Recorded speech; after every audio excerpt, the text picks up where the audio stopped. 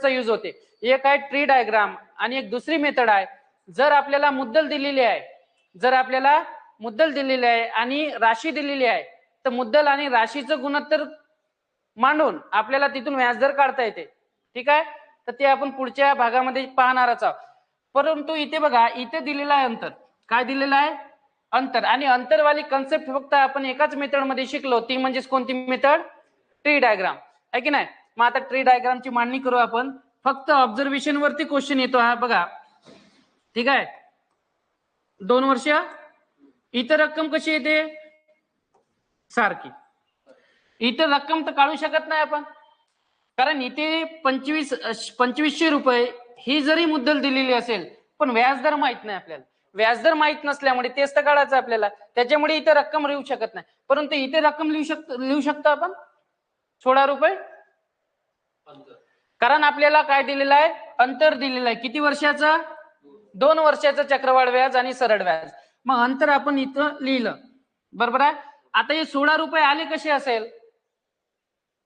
काहीतरी दर लागला असेल, काहीतरी काय लागला याच्यावरती? दर कोणता तरी. मग इथं कोणती तरी संख्या याचा अर्थ, मग या संख्येवरती काय लागलेला आहे?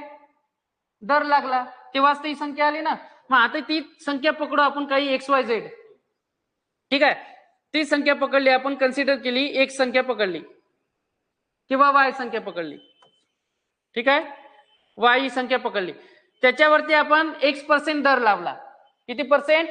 X%. तर किती होईल? 16 यायला पाहिजे. लक्षात येऊन राहिलं का? इथं आपण संख्या कोणती पकडली? Y ही संख्या आली असं कन्सिडर केलं दोन्ही ठिकाणी, बरोबर आहे. मग Y वरती आपण काय लावले? X% दर, बरोबर आहे. त्याच्यापेक्षा बेटर मेथड का जाऊ आपण? बघा, इथं सारखी संख्या येते आपल्याला माहित आहे. इथं किती येते? 16 येते. 16 काय डिनोट करून राहिलेला आहे? अंतर डिनोट करते.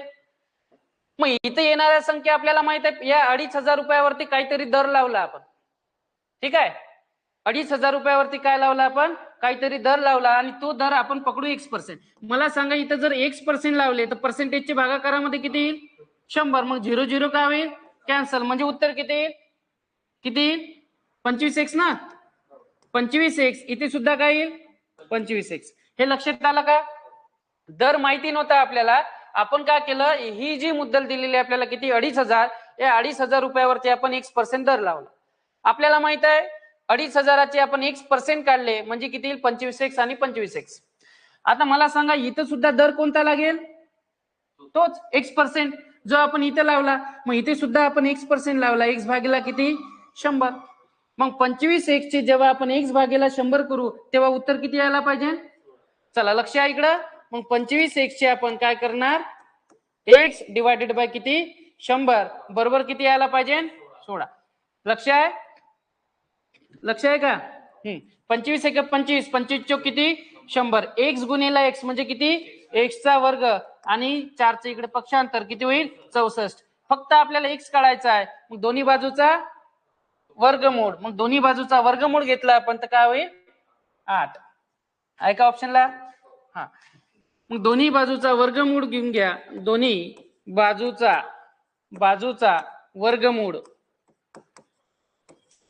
मग वर्गमुळात X चा वर्ग आणि वर्गमुळात 64. वर्ग आणि वर्गमूळ दोन्ही क्रिया कशा आहे? अपोजिट आहे, म्हणजे इथं कॅन्सल होईल. इथं फक्त X आणि वर्गमुळात 64 मध्ये किती? 8. मग आपली X किती आले? 8%. आणि 8% काय डिनोट करत आहे? वार्षिक व्याजदर. समजलं का? सिंपल आहे.